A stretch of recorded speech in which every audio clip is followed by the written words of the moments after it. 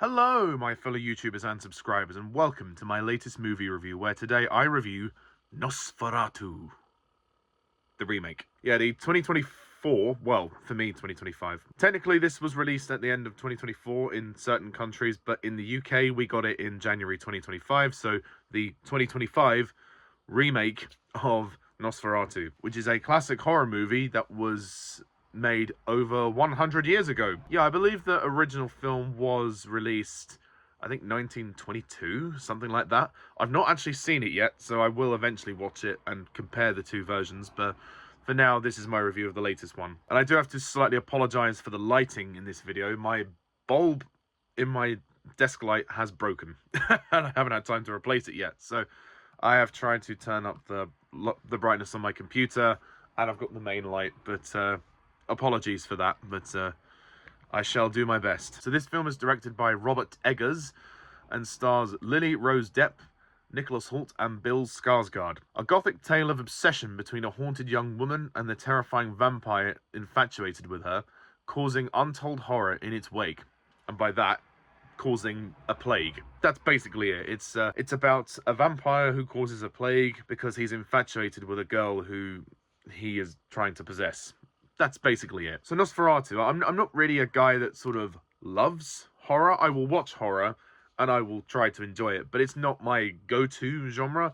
It's not my preferred genre, but I will always give it a chance. I'd heard good things about this movie and I'd heard good things about the original, so I thought I'd give it a chance, and what's my verdict? It's a thumbs up from me. Yeah, this was a very good, very solid movie. I really enjoyed this film. Is it perfect? No, it does have its issues, it does have its problems, but I really enjoyed this film. I think the first thing to say is it is beautifully lit. It is beautifully shot. The atmosphere created from the film is amazing, so go and see it on the big screen, because I was very immersed in the world of the film, and it's so dark, it's so creepy, it's quite full on as well. There's a lot of blood, gore. There's also some sexual stuff in there as well, so it's very adult. It's not for children at all, as you can see. So if anything, the film is exemplary in that department. It really puts you into this immersive atmosphere, and you want to see this thing right out. You want to see where it goes, and you're with it from the beginning to the end. So I really like that. And I think the performances are really good. We have some very good cast members. So Lily Rose Depp, I don't really know who she is, plays Ellen Hunter. She is the lead female who has to do a lot of crazy acting. She gets possessed by this guy called Count Orlok, who's this kind of demon who is infatuated with her, and she's struggling to deal with that. And of course, the plague comes of that, and she's often the cause of blame for a lot of things that have gone wrong. So it's kind of interesting to see her story unfold. I liked her on-screen chemistry with Nicholas Hoult, who plays her husband, Thomas. I thought the two of them worked really well together, because while at the beginning they're in quite a, they're married, so they're in a romantic relationship, there obviously is some tension because of what she's bringing, and obviously when she goes to stay with the family friends, that causes problems for them too. So I like that there were the highs and lows of their relationship. And again, her acting is very, very good in this movie. There's some scenes where she goes batshit crazy, and it feels natural and believable, surprisingly. Nicholas Hoult is very good. I've always liked Nicholas Hoult as an actor. Sometimes he's accused of being samey in a lot of his roles, but I think for this he works really well, and he definitely comes across very well as sort of the very good, the husband. He comes across well as the loving husband, but also when the terror strikes him, it really, really works. I believe his acting too, because in the first act of the movie, he has to go to a house because he's some kind of estate agent, and he has to sign some paperwork, but he is then promised a reward for that. So of course you can see where it all goes, and it's all a bit of a ruse, but the scenes where he arrives at the house are genuinely chilling. I mean, like I said, those scenes in the house with him and Orlok are freaky. Very, very freaky. Again, very good direction from Robert Eggers. Bill Skarsgard as Count Orlok. Well, I mean, it's not a surprise that they cast him, because he was Pennywise in the It movies, and he's very good, and he's proved he can do a lot of scary things.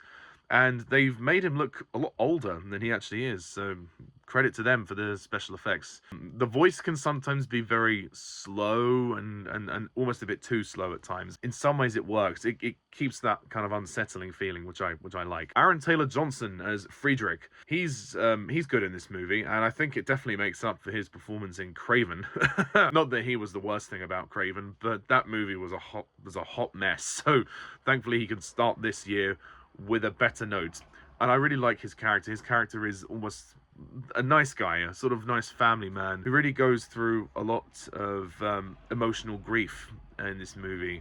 And to see him decline is very sad. He's got quite a tragic story to deal with in this movie, but I really like his acting, and his friendship, his on-screen friendship with Nicholas Hoult works very, very well. But you can see as the story goes on, there's a lot of tension, certainly with Ellen. He doesn't quite like Ellen because Ellen is sort of bringing in fear and spreading stories and all of that kind of stuff. So he's a very weary character, but like I say, he's the family man of the story. So he's the heart. In some ways, he's the heart of the movie. Willem Dafoe, who is the professor, he's not in it that much, but he's pretty good. It reminded me in some ways of Willem Dafoe's role in Poor Things. I will review Poor Things one day. Although in Poor Things it was he was playing more of a sort of Frankenstein professor character. This guy, he plays Professor Albin Eberhard von Franz. It's just, this guy who seems to know quite a lot about poltergeists and demons, and he brings a similar characterization to this one, but I think it's kind of fun to see him play that sort of role. And he does go a little bit cuckoo in places, which is kind of fun. You know, Willem Dafoe's good at that. Emma Corrin as Anna, who is Friedrich's wife, she's good. I like her very much. Ralph Ineson as Dr. Wilhelm Sievers, he's good. Simon McBurney as Nock.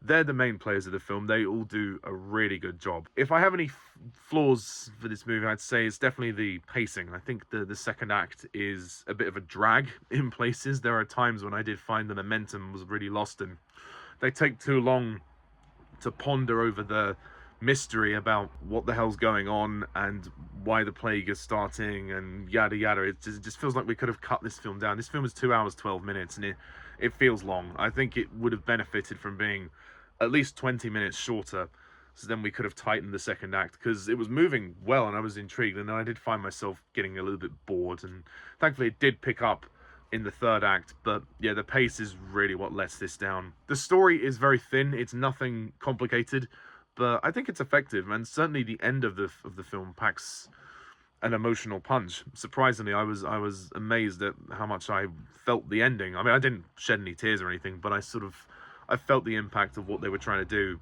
and I thought, okay, I can see why they did it this way, and it was powerful. So I applaud the film for that. There are some disturbing scenes in this movie, so it's not for the faint-hearted. If you're not one for the sexual scenes, if you're not one for gore, this is not for you. It's gory, it's explicit, it's full on, so be prepared for some crazy moments. But I applaud the film for being bold and sticking to its guns, and I think the vision is very clear for this film, and I think it feels very individual, and the costume design and the production design is amazing. The sort of period setting works very, very well, and again, the plague story is something we don't often see now, especially as we don't always have period set horror films anymore. So it's quite nice to go back and draw in on that, because the plague obviously was a real thing. So it kind of touches a nerve as well when you watch it and you think about how many people did actually suffer from the plague back in those days. So I appreciated the fact that this film really, it didn't hammer the point, but it made it a central point of contention for this film. The fact that, not that it was ever controversial in the context of the story, but the fact that they made it such a big plot point for this film, I thought was kind of interesting, and how that affected everybody else and all the other characters in the story, I thought actually was very fitting for this film. So my final rating for the film is going to be an 8 out of 10.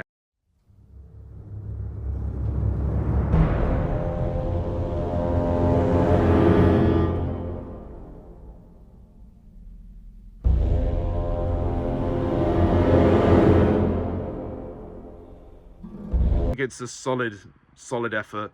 I was impressed, more than I thought it was going to be. It did slow down though in the middle, and that really is what tanks the rating for me. It could have got a 9 if it ramped up a bit, But that's just my opinion. But on a technical level, see the film on the big screen for the technical side of it, because it's beautifully shot, beautifully lit, and my God, it is impressive. I mean, there are certain moments as well that are in black and white, but there are other moments in color. So that's a nice choice as well. I appreciate the artistic choice there. But what do you think of this film? Please comment down below. Let me know, and stay tuned for more reviews in the future. And until next time, I'm Pajak's Perspective. See ya. Bye for now.